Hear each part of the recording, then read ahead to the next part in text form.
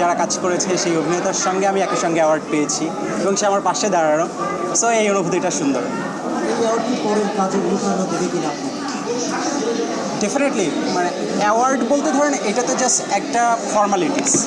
So মানুষ আমাদের cinema দেয়ালের দেশ নিয়ে কথা বলছে সোশ্যাল মিডিয়া থেকে শুরু করে আড্ডাতে। সো সেইটাই আমাদের জন্য অনেক বড় অ্যাওয়ার্ড এবং সেইটা আমি সবসময় আমার সোশ্যাল হ্যান্ডেল থেকে শুরু করে সব জায়গাতেই বলেছি যে মানুষের এই ভালো লাগা, মানুষের এই অ্যাপ্রিসিয়েশন আমাকে যেমন ভালো লাগা দেয় তেমনি একটা চাপ আমাকে অনুভব করে, বিকজ পরের কাজে আমাকে ডেফিনেটলি আরও ভালো করতে হবে। দেয়ালের দেশের পিছনের কারিগর বলবো, কিন্তু সামনের যে কারিগর উনি কি বলবেন? সামনের কারিগর পিছনের কারিগরটা বেসিক্যালি আমি না, এটা হচ্ছে মিশুকমণি। সিনেমা রিলিজ হওয়ার পর থেকে এখন পর্যন্ত অনেক জায়গায় অনেকভাবে আসলে অ্যাপ্রিসিয়েশন, ভালো লাগা, খারাপ লাগার কথা মানুষ শেয়ার করতে পারে। This is the first time আমার মনে হয় যে সিনেমাটাকে কেউ আসলে কাউন্ট করে অ্যাওয়ার্ড দিল। সো এটা আমার জন্য খুব দারুণ ব্যাপার। দেয়ালের দেশের জন্য একটা স্বীকৃতি পাওয়া, সো অনেক দিন ধরে আসলে মানুষও চাচ্ছিল স্বীকৃতির ব্যাপারটা, আসলে হচ্ছিল না। তো ফাইনালি যে কেউ না কেউ একজন আসলে স্বীকৃতি দিল, সেটা আসলে খুবই দারুণ ব্যাপার। Thanks to you.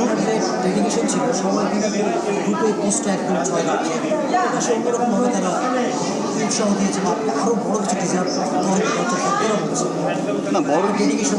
বড় কিছু ডিজার্ভের ব্যাপার না। আমার মনে হয় যে মিশুকমণি সিনেমাটার ব্যাপারে অনেক অনেস্ট ছিল।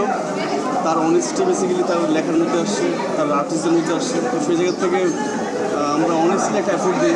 আমার মনে হয় যে অনুদানের সিনেমাটি যে মানুষের এক ধরনের ব্যাকডেটেড চিন্তাভাবনা আছে, সেই জায়গা থেকে মানুষ একটু সরে আসছে যেন অনুদানের সিনেমা ভালো হয়, অনুদানের সিনেমা একটা অন্য ধরনের হয়।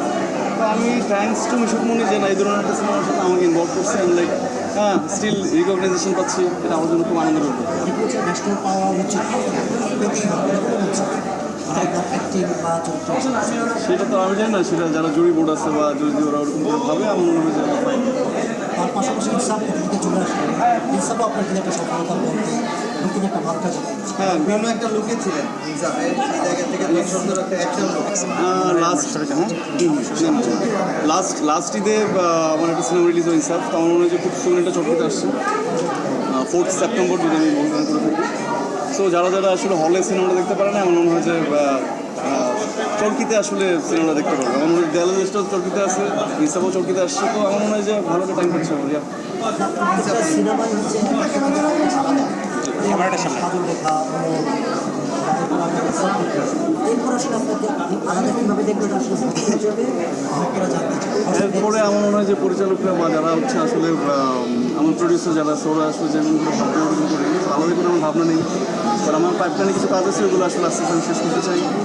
দেন ভাই একটা সময় আসলে আমরা আপনাকে শোবিজ ইন্ডাস্ট্রির যে জায়গাটা পেয়েছি, আপনি তো র্যাম্পের জায়গায়, মডেলিংয়ের জায়গায় খুব সময় দিতেন। এখন সেই জায়গাটা একটু গ্যাপ করেছে, সেই জায়গাটাকে আপনি মিস করেন নাকি নিজের কারণে এই জায়গাটা একটু গ্যাপ দিয়েছেন?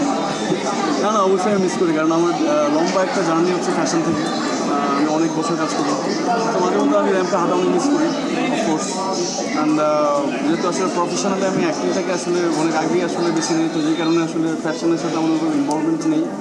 তো হ্যাঁ, এখনও ক্রেভিং হয় মাঝে মধ্যে হাঁটার। শরীফুল রাজ সবাই বলে সে ঢালিউডের রাজ, মানে ভবিষ্যৎ রাজ, আপনি মনে করেন?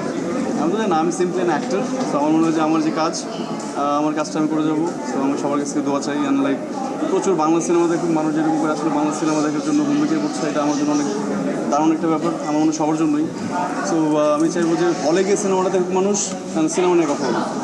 আমি যদি ভুল না করি, আপনার একদম শুরুর দিকের বা পরে এসে আপনার কোরআন থেকে তৈরি, কোরআন থেকে যদি আমরা আসি ইনসাফ পর্যন্ত, এই যে জার্নিটা কোরআন থেকে ইনসাফ পর্যন্ত যে জার্নিটা, আমরা ঘটনায় ছেড়েই আসি, কোরআন থেকে ইনসাফ পর্যন্ত যে জার্নিটা, সেই জার্নিটাকে আসলে শরীফুল রাজ নিজের জন্য কতটুকু ব্লেসিংসের জায়গায় দেখে বা এই জিনিসটাকে শরীফুল রাজ কীভাবে ডিপেন্ড করে ক্যামেরা? ওকে, ফাইন।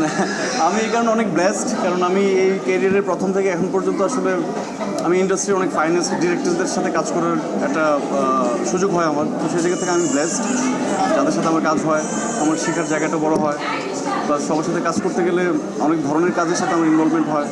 সেটা অনেক বড় জার্নি হয় না এখনও, আমার মনে হয় যে 7-8-10 বছর একটা জার্নি হচ্ছে। So I am happy, like এই কয়েক বছরের মধ্যে আমি কিছু সিনেমা করতে পারছি, যেটা মেন্টালি আমি হ্যাপি অ্যান্ড স্যাটিসফাইড যে না। তো এই কাজগুলো আসলে আমাকে আরও কাজ করার জন্য আসলে আগ্রহ করবে, আরও ভালো ভালো কাজের সাথে আমার যদি ইনভলভমেন্ট হয়, সেটাই যাবো। ছেড়ে দিন অনেক সময় দিয়েছেন তো 30 সেকেন্ড যদি আপনার ঠিক আছে হ্যাঁ প্লিজ আপনি রাতের বেলায় সানগ্লাস পরে আছেন কেন? কারণ সামনে অনেক লাইট আমার মনে হয় যে বা আপনি যখন এখানে আসবেন তখন বুঝতে পারবেন কেন লাইট সানগ্লাস পরে আসছি আমার তো মনে হচ্ছে আপনি আই কন্ট্যাক্ট করতে ভয় পাচ্ছেন। তাই নাকি না আই কন্ট্যাক্ট করতে ভয় পাচ্ছি রিয়েলি এখন বেটার হয়েছে eye contact okay thank you very much thank you ভাইয়া তাহলে ড্যান্স পার্টি এটা শিখতে বলে যায় আপনার ফ্যাশন এই যে fashion look right right fashion নিয়ে বলেন আপনাকে অনেকে তুলনা করে হচ্ছে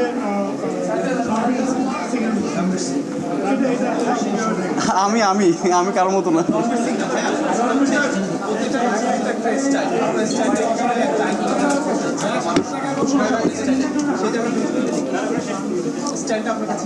স্টাইলটা বেসিক্যালি তো নতুন করে করেন স্টাইলটা আমার এটা আমার আসলে দীর্ঘ অনেক দিন ধরে আমি কাজ করি এখানে